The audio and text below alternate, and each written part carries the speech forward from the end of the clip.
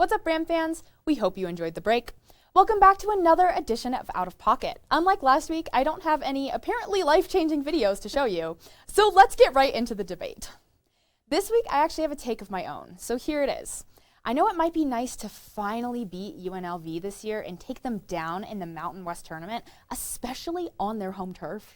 But I don't think that it's out of pocket to say that this talented Rams team should not want to see UNLV come March.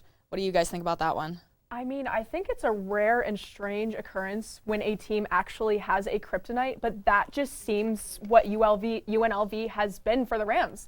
I mean, I don't know if it's a mindset thing, a thing where Isaiah Stevens just happens to lead the team and that's not normal enough to take the win, but it just doesn't happen. And when March is when you want to play your best basketball, you don't want to see the team that's taken you down twice already.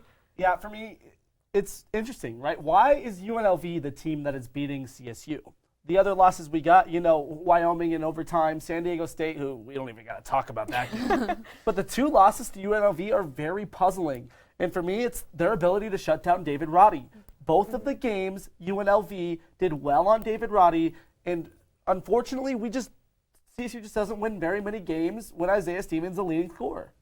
Yeah, I don't know. I think it comes down to what they always say in baseball. At the end of the day, you are who the back of your baseball card says. And history shows that UNLV has had a very strong record against CSU. I believe that coming into that game on Saturday, UNLV was 45-19 when it came to beating CSU. Yeah. And so I think that a lot of people disregard history, but history is very important when it comes to sports. Absolutely. And okay, enough with that. Let's turn the page for this team and pick their upcoming matchup against the hating Wyoming Cowboys. But first, here's the pick'em records up to this point. As we see, me and Madeline are phenomenal, and Ella is just not very good at this. So, we were all inconsistent last week, and we all took the L when it came to picking the Rams against UNLV. But hey, at least Coach Williams and his team came through and beat the Pokes, right? Ella's still down one game, so we'll see if she can catch up. She probably won't. And with that, let's look ahead to Wednesday, where the Rams take on the Pokes in the second round of this year's Border War right here on campus. Do you guys think the Rams will bounce back from the massive L that they took down in Las Vegas this week? You know what, Cam? I do. I do think they will. Okay. Because let me explain a little bit why. So first of all, I think that they were they were just tired on that road trip. It was long, and they played so hard in all of the games leading up to that. I think it was just unfortunate that it had to happen against UNLV once again. And so I think that, obviously they played very uncharacteristic basketball from what they have the whole season. And so I think that, and especially after Wyoming's last away game, blowout loss to New Mexico. New Mexico, that has to be on the front of their minds. And they got to win against Air Force, but Air Force is, 2 steps above San Jose State? They're not a particularly strong team. So I feel pretty confident in my pick, which is CSU. In shorter terms, I don't think that's what's going to happen, and let me tell you why. I just think CSU and that roster, including the bench, is in their own heads right now. I think regardless if they were tired or not, that was a rough, brutal loss. And I think Wyoming is a team that just messes them up on the court regardless. The border war is something that will always mess with their heads when they're on the court. Fans, even though they're going to be in Moby this time, the overtime loss last game when we played them, I just don't see it happening, and that's why I'm sticking with Wyoming again. For me, Graham Ike is one of the best players in the nation right now. Top 50. You can't deny it. Graham Ike and Hunter Maldonado, they are a power pair, but so are Roddy and Stevens. Sometimes. And he is my pick to take the Mountain West Player of the Year right now. Mm-hmm. He is playing phenomenally. And if CSU is allowed to have fluke games against UNLV, we got to be fair. So can Wyoming. And that's exactly what the game against New Mexico was. I think that right now, Wyoming and CSU are two very even teams. And one of the issues that I'm seeing for CSU is their bench play, specifically. John Tonje in a starting role, although he deserves to be starting, I liked him so much better off the bench. And Adam Thistlewood's still recovering from the injury he had, not at 100%. Yeah, he's not the same. But moving Thistlewood back into that starting rotation, having him just do his job, which is stand behind the arc and shoot threes, and having Tonje lead that bench unit is what I personally think they need to go back to. And they got to win these next 2 games against Boise and Wyoming. I think that they can lose one of them and still have a good shot at making the Mountain West or the NCAA tournament, But I got Wyoming in this game. I just do not see how they can do it. Like, CSU, a terrible loss, but I think Wyoming can do it, and I think Wyoming's going to come into Moby and pull it off. Yep, well, with me and Cam in agreement, let's move on to our last game of the night. CSU Women's Hoops takes on SDSU a day later on Thursday. Will they keep up their winning ways as of late and get revenge over the Aztecs?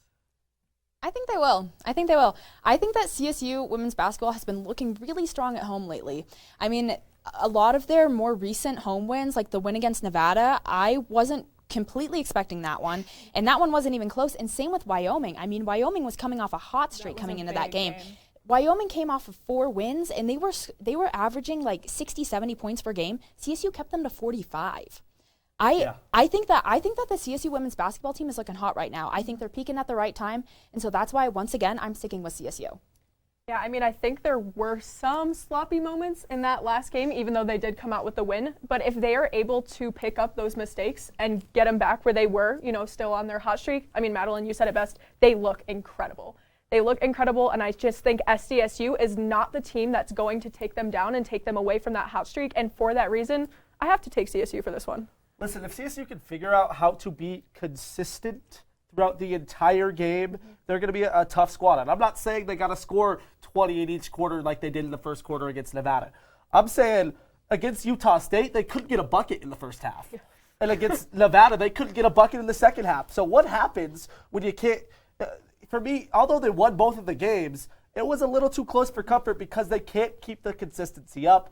I'm still going with CSU to win this game because I think that they are on a hot streak as of right now, and I think that they can compete and potentially be a dark horse to win the Mountain West tournament. Yeah, they just need to start ending games on their own terms, and that's it. No, I kind of want to elaborate a little bit more on that point. It's just it's a little strange, like, watching them play because they either come out really strong or they come out slow but they finish strong. Right. And so right. I think I do fully believe, though, that if they could come out strong in the first half and the second half, if they could put that together, I do believe that they have a chance at winning the Mountain West tournament. I really do believe it. I don't want to say that I think that there is a team in the Mountain West tournament that particularly is more talented than CSU.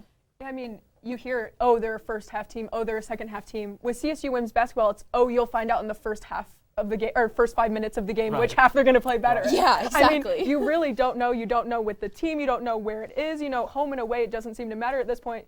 It's just a first or a second half, and they need to play in both.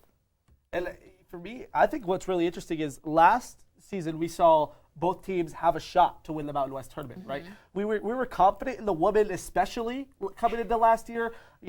Andy Brady was playing phenomenal. Not Andy Brady, sorry, that was the year before. McKenna Hofschild was playing phenomenal, and Kelly Murphy was playing phenomenal as well. And, this year it's the same thing. Both of the teams have a shot to come in and win. Men's side is going to be a little bit tougher, I feel like. The women, you got to go through New Mexico, which are phenomenal right now. New Mexico is a really strong women's team. But if you could get through New Mexico, for me, there's no team besides New Mexico that they definitely cannot beat. And I think that they have a shot to beat New Mexico if McKenna Hofschild and Lupe Atasu keep playing at this phenomenal level. I will say, though, the UNLV for the women's basketball team has been Air Force. They should have won both of those games against Air Force, and they lost both of them. So I think that it could go either way. I think that both teams have a really strong chance, and we'll just see what happens. For me, it's Carly Murphy. Carly Murphy is the X factor for this squad. If she can play interior defense well for the Rams team, that is the one place that they have been struggling, the one place where you can see other teams beating them. The Utah State Center had 34 points in the paint to almost lead them to a victory. Carly Murphy needs to play well. Yeah, they need to clean it up. Yeah. Well, with that, that's everything we have for you tonight, Rams. Have a great rest of your night, and we'll see you next week. Hopefully, we'll be back with some good news when it comes to Wednesday's matchup against the Pokes.